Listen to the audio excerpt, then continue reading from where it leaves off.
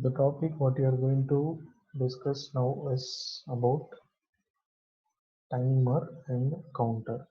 So first we will discuss about timer. So after that we will discuss about counter. So generally, what is a timer?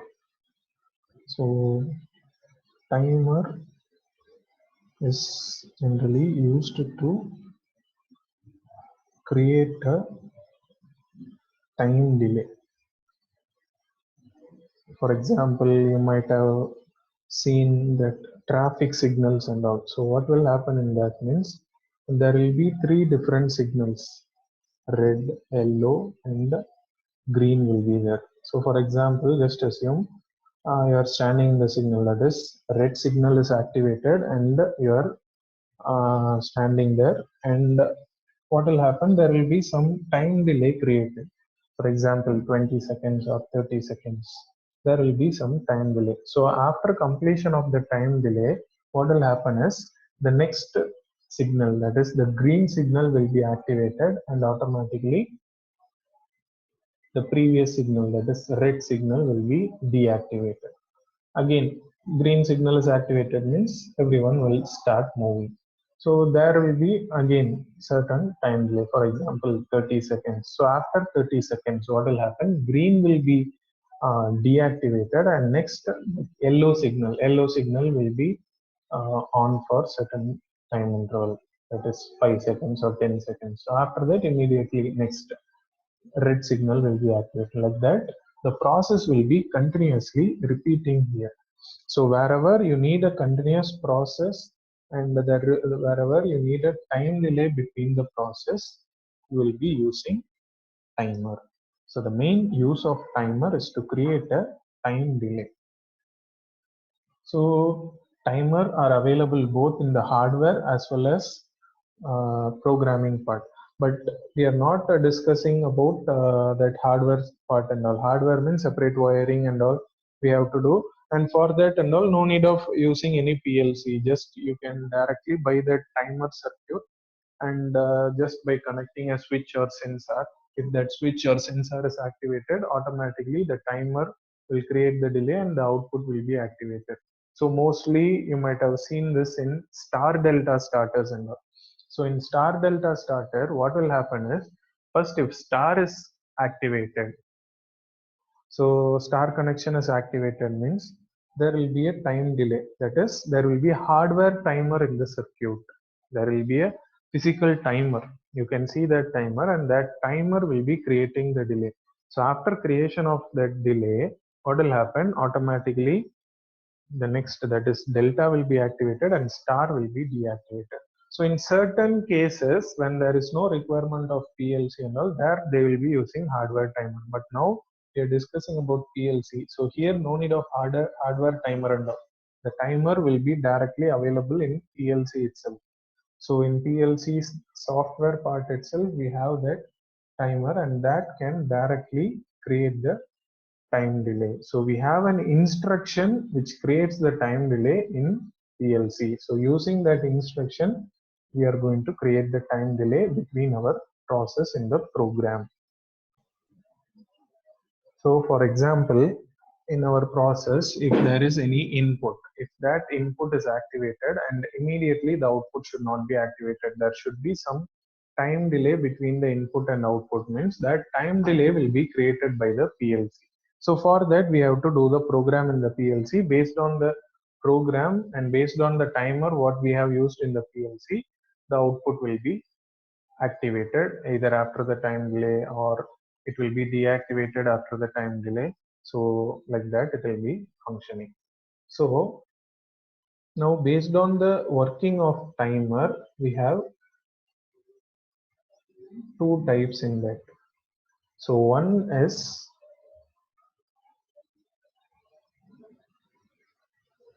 on delay timer, and the next one is off delay timer. So one is on delay timer and the other one is off delay timer.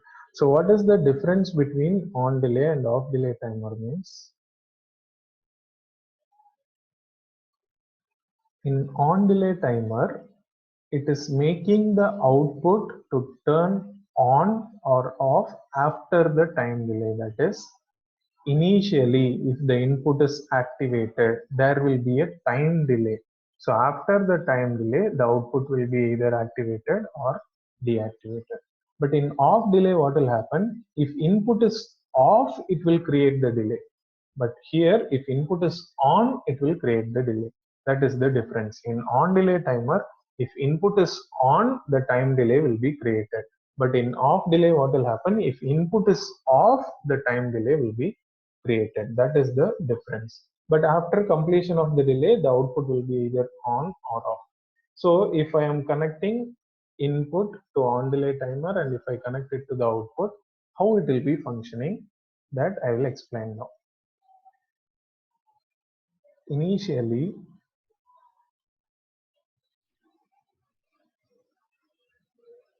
if the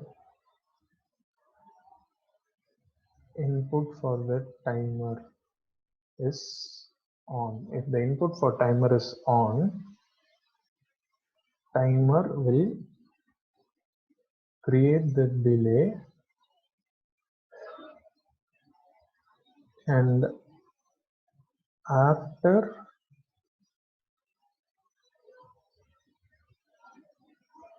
completion of the delay, after completion of the delay only, the output will be activated.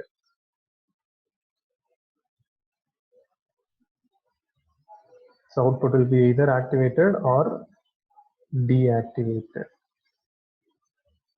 That is, if you use normally open contact, the output will be activated. If you use normally closed contact, the output will be deactivated. Same way here, there is a small difference. Like initially, if the input for the timer, initially if the input for the timer is on, timer will not create the delay. What will happen is output will be on directly. Now what will happen if input is off? If the input is turned off, now only what will happen? Timer creates the delay.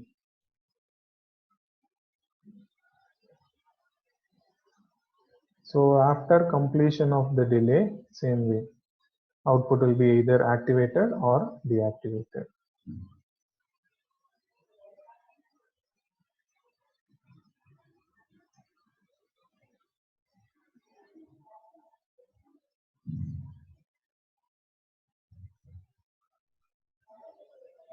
Either it will be activated or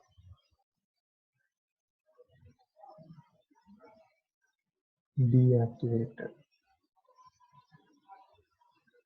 So once again, I am repeating, if it is on delay timer, initially if the input for timer is on, just assume you have a input, you have timer and you have one output. So if I give the input to timer, timer will create the delay. After the delay only, the output will be activated in case of on delay timer. So the best example for this on delay timer is, you might have seen ACs and all. So there will be some stabilizer in the AC. If you turn on the stabilizer, what will happen? Immediately AC will not be on. There will be some time delay. So after the time delay only, the AC will be activated. And off delay timer. What is this off delay timer? Means you might have seen that sleep mode in television and all. So what will happen in that sleep mode in television? You are watching some movie or you are hearing some songs. What will happen is after sometimes you will be sleeping, but you want to hear the song for some half an hour or 1 hour. So what you will do is you will create a time delay there. There will be an option called timer. So you will be creating that time delay there. So what will happen, even if you sleep also, after some delay, automatically the television will be turned off. So this is an example for off delay timer. So these are the two different types based on the working. But if you take on delay timer, in on delay timer you have another two types also. So the first type is retentive on delay timer, and the second type is non-retentive on delay timer. So one is retentive and the second one is non-retentive. So what is the difference between retentive and non-retentive means? So directly I will say an example, then you can easily understand. So in retentive, what will happen is, if suppose, just assume you're watching some movie. You're watching some movie, suddenly the power is failed. So if the power is failed, the movie will be stopped, everything will be stopped, and immediately the power has resumed. What will happen is, in some cases, the movie will start from beginning, and in some cases, the movie will be continuing from where it was stopped. So if it is continuing, what is happening there means the timer for that movie is holded. That is, the time delay is holded there. And if it is not continuing, what is happening means the timer which is creating the delay is getting reset. So if input is off, timer is getting reset there. So if timer is getting reset, if immediately input is off means, so that will be coming under non-retentive timer. So the best example for this is your mobile phone itself. In mobile phone, you're watching some videos or movie, or you're hearing some song. Someone suddenly calling you. So what you will do is you will attend the call, and after disconnecting the call, there will be two options. One will be asking like resume the video, or another option will be like start from the beginning. So if you select start from the beginning, what will happen? The timer will get reset.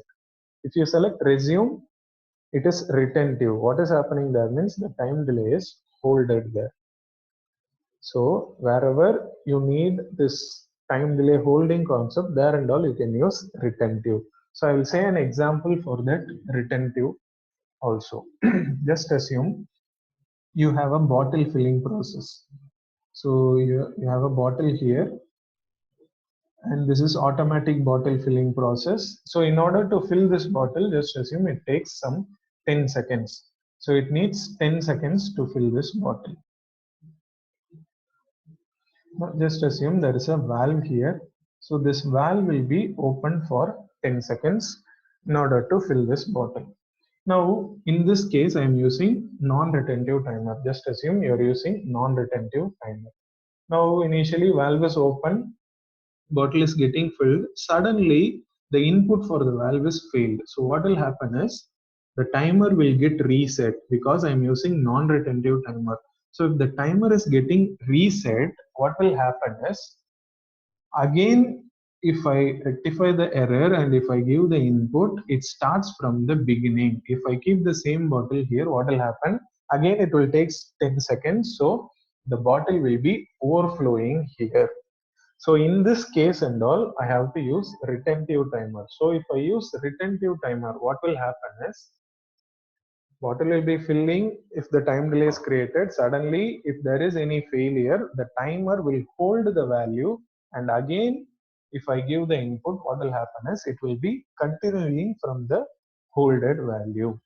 So wherever you need this type of process, so there and all you can use retentive timer, and wherever the time delay holding concept is not necessary, there you can use directly non-retentive on delay timer.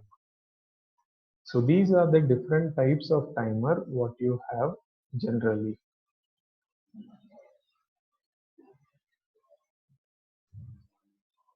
So next we'll be discussing about counter.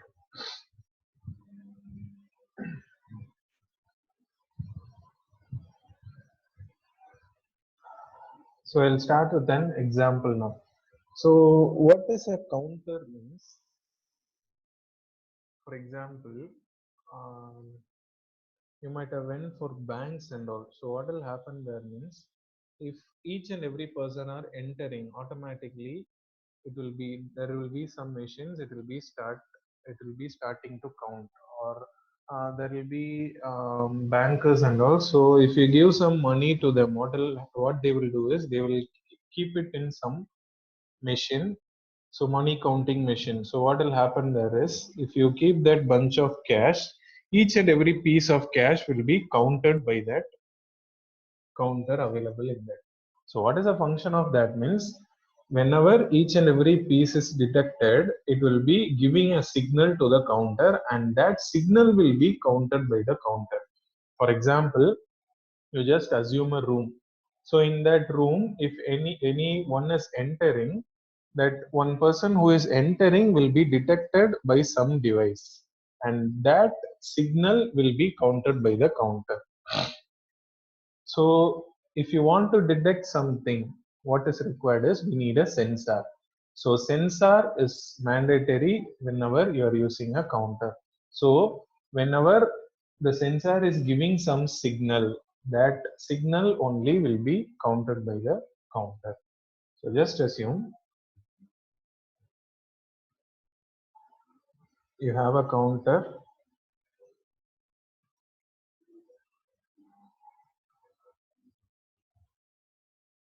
So I'll say the internal working of a counter. So what will happen is, first generally a counter requires power supply.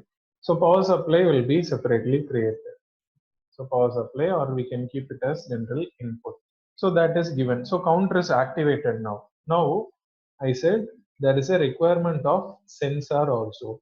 So the function of sensor is just to give the pulses required to the counter. So the pulse will be generated by the sensor. Each and every pulse generated by the sensor will be counted by the counter. How it is counting means, the sensor which is generating the pulse, that pulse will be stored in the memory of the counter. So internally what will happen is, you will give some set point to the counter, that is preset value. For example, I have given the preset value for the counter as 10. What will happen is, this memory value will be taken as counter value CV, or current value, counter value or current value. So initially this counter value will be 0 and preset value will be 10. So since both are not equal, what will happen? Output will be off only. Output will not be activated. Output will be off. Now, one pulse is generated by the sensor.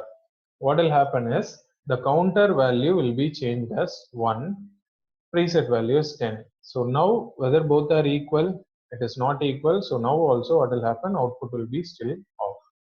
Now another pulse is generated by the sensor. For example, another person is crossing. So what will happen?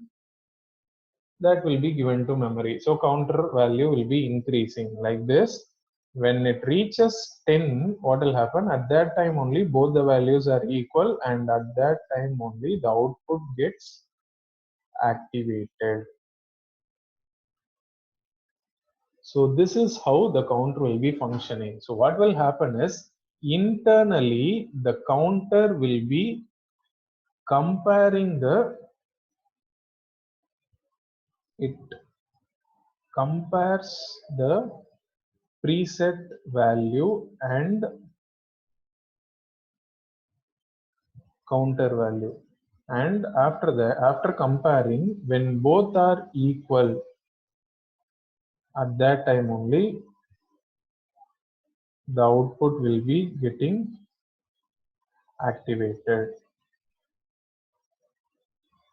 So internally in counter there is a comparison also. So counter can also be called as a digital comparator, because it is counting the digital pulses only. So counter can either be called as digital comparator also. So this is the function of a counter. So generally if you take counter, in counter we have 3 different types. So first type is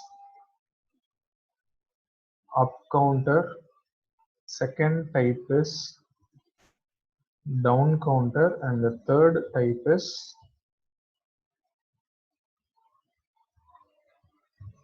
up down counter. So up counter generally counts the pulses in incremental order. So for example, if one pulse is generated, it will take it as 1. If the second pulse is generated, it will take it as 2. Like that, each and every pulse given to the counter will be counted in incremental order.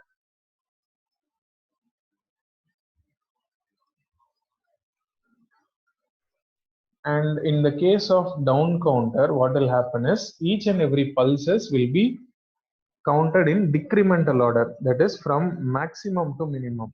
Up counter will be counting from minimum to maximum, and down counter will be counting from maximum to minimum value. So example for up counter and down counter is, in up counter what will happen is, okay, I was saying the example, right? So in up counter, for example, you have a room, you want to count the total number of persons entering into the room. So there and all you can use up counter. So what will happen if each and every person are entering, automatically the counter will be counting in incremental order. Now same way, if you want to count the total number of persons leaving out of the room, so at that time and all you can use down counter. Now if you want to do both the functions, incremental as well as decremental function, so there and all you can use up down counter. That is, if you want to count both the entry as well as exit. For example, in car parking and all, automatic car parking and all, they will be using this up down counter. So what will happen there means, if one car is coming, it will be taking the count as 1. If another car is leaving out, it will be taking, if the same car is leaving out, it will be taken as 0. That is, from 1 it will be decremented back to 0 again. So this is how up down counter will be functioning. So now we will see how to use the timer in the software. So we have different types of timer, like on delay, off delay, retentive and all, but here in Delta we just have only one type, that is on delay timer. If input is on, after the time delay output will be on, only that we are having. So I am connecting the input. Next, if you want to connect a timer here, we have a syntax. The syntax is, directly you can type TMR space. For timer you have address. Address is T0, T1, T2, T3, like that, different address you can give. So I'm giving T0, TMR space T0 space time delay. Time delay, if you have 5 seconds, you cannot directly give it as 5, you have to give it in multiples of 10s only. If you have 5 seconds, you have to give it as 50. If you have 5.5 seconds, you have to give it as 55.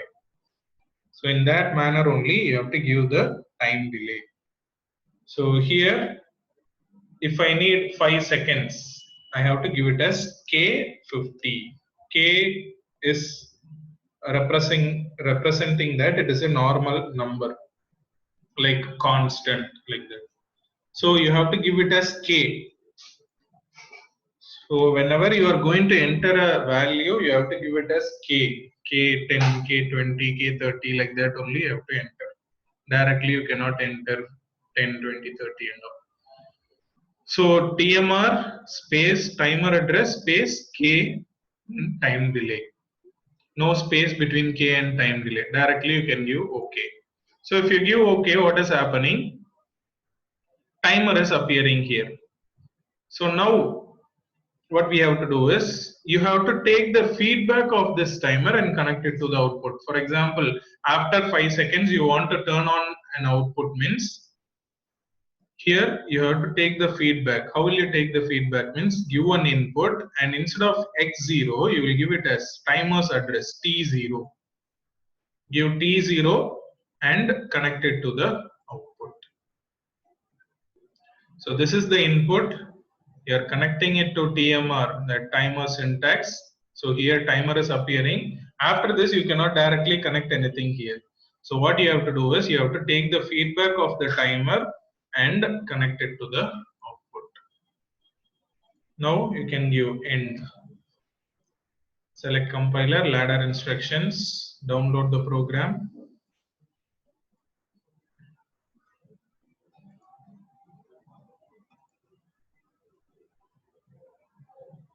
If this particular input is activated, see what is happening, the time delay is created here. After 5 seconds, what will happen? Output will be activated. If you turn it off, it will get reset. Again, if you turn it on, again it will take 5 seconds. After 5 seconds only, output will be activated. So here what you have to do, you have to take the feedback of this timer and connect it to the output. So this is the way we have to connect a timer. So this is one type of timer. Another type of timer is also there available here. So that type of timer is called as contact type timer. Contact type timer. So what is this contact type timer? Means you can give an input and the syntax is ATMR. First you have used TMR, but now it is ATMR. Again, as usual, space T0 timer address space K50, like this I'm giving. If you give OK, what is happening? Timer is appearing here itself. And in this line itself, you can directly connect the output. It is not like you have to take the feedback in the next line and connect the output. Directly here itself, you can connect. Timer can be connected between the input and output itself. So this is the use of ATMR. But TMR, you have to take the feedback, then only you can connect the output.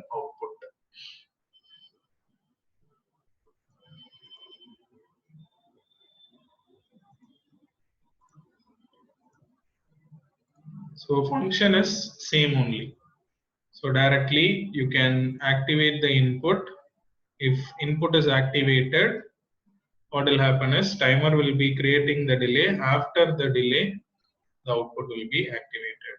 If input is deactivated, everything will be getting deactivated. So this is the use of contact type timer.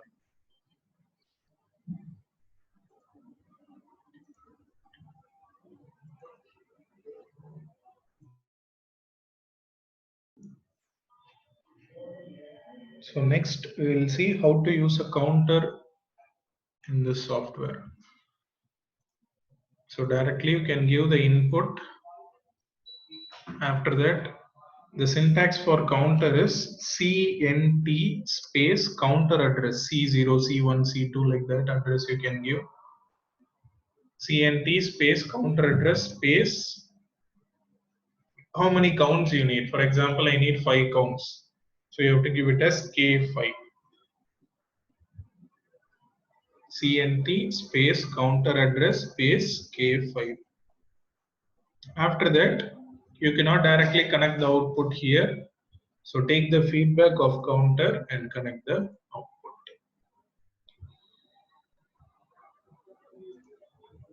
Give C0 and connect it to the output.